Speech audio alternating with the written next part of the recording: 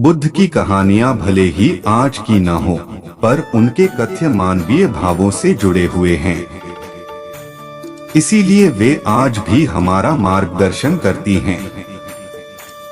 यही कारण है कि हिंदी में बुद्ध की कहानियां बेहद लोकप्रिय हैं।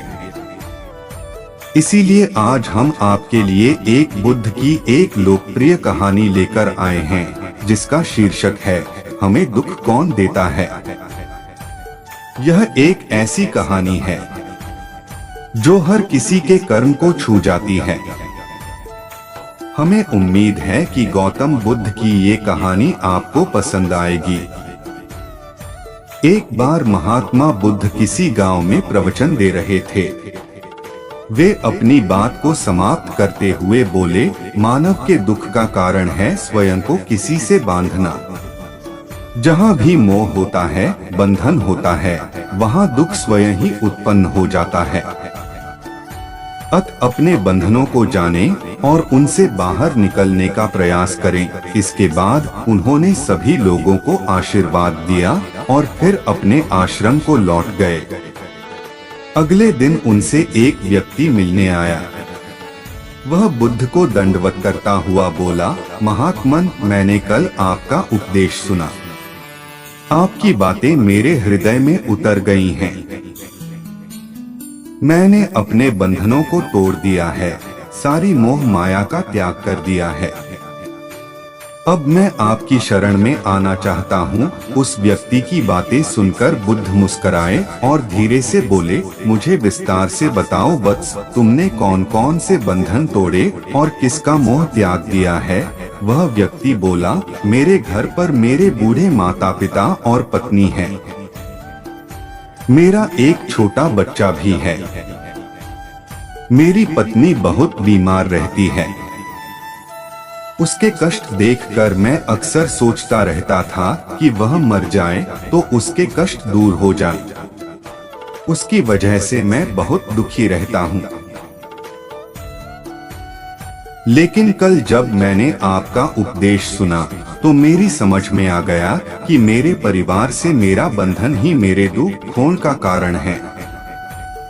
अगर मैं इसके चक्कर में पड़ा रहूंगा तो कभी सत्य को नहीं जान सकूंगा। इसलिए मैं अपने घर को त्याग कर आपके पास आया हूँ। बुद्ध ने पूछा, क्या तुम सचमुच सभी बंधनों से मुक्त हो गए हो? देख लो, कहीं कोई बंधन तुम्हारे पीछे रह तो नहीं गया। वह व्यक्ति बोला, नहीं प्रभु, मैं अपने जीवन की सारी चीजों को पीछे छोड़ आया हूँ और अब आगे बढ़ना चाहता हूँ। बुद्ध ने कहा, अगर ऐसी बात है तो फिर ठीक है। आज तुम यहीं आश्रम में रुको। कल मैं तुम्हें बताऊंगा कि तुम्हें क्या करना है। बुद्ध ने अपने एक शिष्य की ओर इशारा किया। शिष्य ने उसे आश्रम के अतिथि कक्ष में पहुंचा दिया। वह व्यक्ति उत्सुकता पूर्वक आश्रम की गतिविधियां देखता रहा।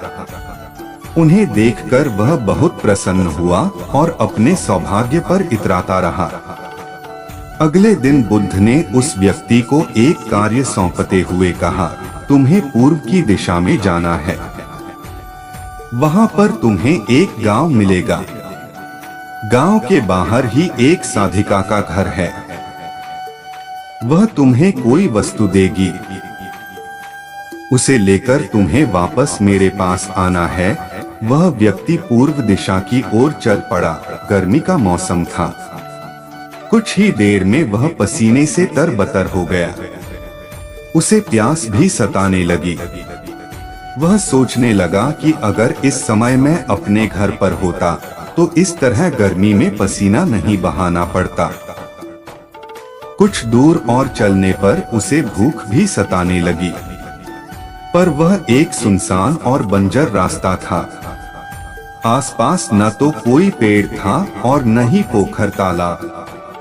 वह पुनः सोचने लगा कि अगर मैं इस समय अपने घर पर होता तो अपनी पत्नी के हाथ का बना स्वादिष्ट भोजन कर रहा होता। पता नहीं क्यों बुद्ध ने मुझे गर्मी में इतनी दूर भेज दिया। काफी देर तक चलने के बाद वह व्यक्ति गांव में जा पहुंचा।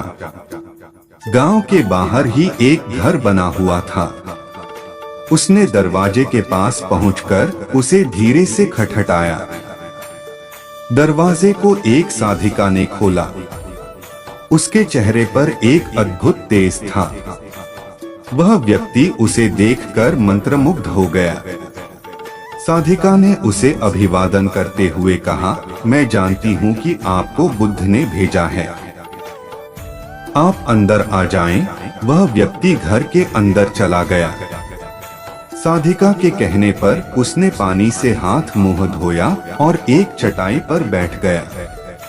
साधिका ने उसके सामने भोजन की थाली रख दी। वह जल्दी जल्दी भोजन करने लगा। अचानक उस व्यक्ति की नजर साधिका के पैरों पर पड़ी। उसके पैर बहुत सुंदर थे। वह उन्हें देखता ही रह गया। तभी साधिका ने उसका ध्यान भंग किया। वह बोली, जिस व्यक्ति को बुद्ध के चरणों में स्थान मिल जाता है, फिर उसे किसी अन्य के चरणों की आवश्यकता नहीं पड़ती। साधिका की बात सुनकर वह व्यक्ति लज्जित हो गया और नजरें नीची करके चुपचाप भोजन करने लगा। भोजन करने के बाद साधिका ने कहा, आप बहुत दूर से आए हैं, थक गए होंगे, यहीं चटाई पर लेट जाएं, मैं पंखा कर दूंगी। वह व्यक्ति बहुत थका हुआ था। वह चटाई पर लेट गया और अपनी आंखें बंद कर ली। साधिका उसे पंखा करने लगी, पर लेटने के बाद भी उस व्यक्ति को चैन नहीं आया।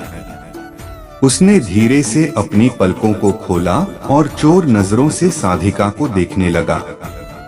वह सोचने लगा, यह स्त्री कितनी सुंदर है, इसकी वाणी कितनी मोहक है। अगर यह मेरी पत्नी होती तो मेरा जीवन स्वर्ग बन जाता। साधिका इसके मन की बात समझ गई। वह बोली, शरीर में कुछ नहीं रखा है, यह केवल मांस, मज्जा और अस्थियों का जोड़ है। जो व्यक्ति इसके आकर्षण से मुक्त हो जाता है, वही सत्य को प्राप्त कर पाता है। यह सुनकर वह व्यक्ति घबरा गया। वह चटाई से उठ बैठा और बोला, अब मुझे बुद्ध के पास जाना चाहिए। कृपया आप मुझे वह सामान दे दें जिसके लिए बुद्ध ने कहा था। साधिका ने मुस्कुराकर जवाब दिया, बुद्ध ने आपको जिस कार्य के लिए भेजा था वह पूर्ण हो चुका है। साधिका की यह बात उस व्यक्ति को समझ में नहीं आई। वह दरवाजे की ओर बढ़ चला। दरवाजे के पास पहुंचकर वह एक क्षण के लिए रुका और पलटकर बोला, क्या आप अंतर्यामी हैं? आपने मेरे मन की बातें कैसे समझ ली? वह स्त्री मुस्कुराते हुए बोली, बुद्ध की कृपा से मैं मोह माया से ऊपर उठ चुकी हूँ, इसलिए भावनाओं से निर्लिप्त हूँ और किसी के चेहरे को देखकर उसके मन में उठने वाले विचारों को समझ लेती हूँ। उसकी बातें सुनकर वह व्यक्ति एक बार पुनः लज्जित हुआ और सोचने लगा कि जिस स्त्री ने सच्चे मन से मेरा सत्कार किया, मैं उसके बारे में क्या क्या सोचता रहा। उसके बाद वह बुद्ध के आश्रम की ओर लौट पड़ा। आश्रम में पहुंचकर वह व्यक्ति बुद्ध के चरणों में गिर पड़ा और बोला, महात्मन, मुझे क्षमा कर दें, मैं बड़ा पापी हूँ। उसकी बात सुनकर बुद्ध मुस्कुराए और बोले, मैंने तुम्हें साधिका के पास इसीलिए भेजा था ताकि तुम अपने आप को देख सको। अब मुझे बताओ, क्या तुम सचमुच मोह और बंधन को त्याग चुके हो? वह व्यक्ति कुछ नहीं बोला। वह नजरें नीची किए चुपचाप खड़ा रहा। बुद्ध ने कहा, बाहरी बंधन और मोह को त्यागने से हम बंधन मुक्त नहीं होते। दरअसल बंधन और मोह हमारे भीतर होता है। तुमने परिवार को छोड़ दिया और सोचा कि मैं बंधन मुक्त हो गया, लेकिन जैसे ही तुम्हें अवसर मिला, तुम्हारे भीतर का मोह जाग उठा और इसी वजह से आज तुम अपने आप को पापी समझ रहे हो। मुझे क्षमा कर दें प्रभु। उस व्यक्ति ने अपने हाथ जोड़ दिए। फिर वह धीरे से बोला, आप सही कह रहे हैं। मैं केवल अपनी पत्नी से पीछा छुड़ाना चाहता था। वह बहुत बीमार रहती है। 1 वर्ष से हमारे बीच संबंध भी नहीं बन पाए। मैं कुछ ज्यादा कमाता भी नहीं हूँ, इसलिए मैं अपने परिवार के दायित्वों का निर्वहन भी ठीक ढंग से नहीं कर पा रहा हूँ। शायद इसीलिए मैं अपने परिवार से पीछा छुड़ाना चाहता था। पर अब मैं समझ गया हूँ, मेरा परिवार ही मेरा सत्य है और उसके दायित्वों का निर्वहन ही असली कर्म है। बुद्ध बोले, मैं जो कुछ भी कहता हूँ वह अपने अनुभव के आधार पर कहता हूँ। लोग मेरी बातों को सुनते तो हैं, पर वे अपने स्वार्थ के अनुसार ही उसका अर्थ ग्रहण करते हैं। इसीलिए मोह, माया, कामना, इच्छा, वासना, क्रोध को लोग बाहर की ओर खोजते हैं, जबकि यह हमारे भीतर ही है। हम दूसरों को देखकर तरह तरह की कामना करने लगते हैं। कामना से इच्छा जन्म लेती है, इच्छा से वासना पैदा होती है और वासना की पूर्ति न होने पर क्रोध उत्पन्न होता है। यह सब एक दूसरे से जुड़े हुए हैं।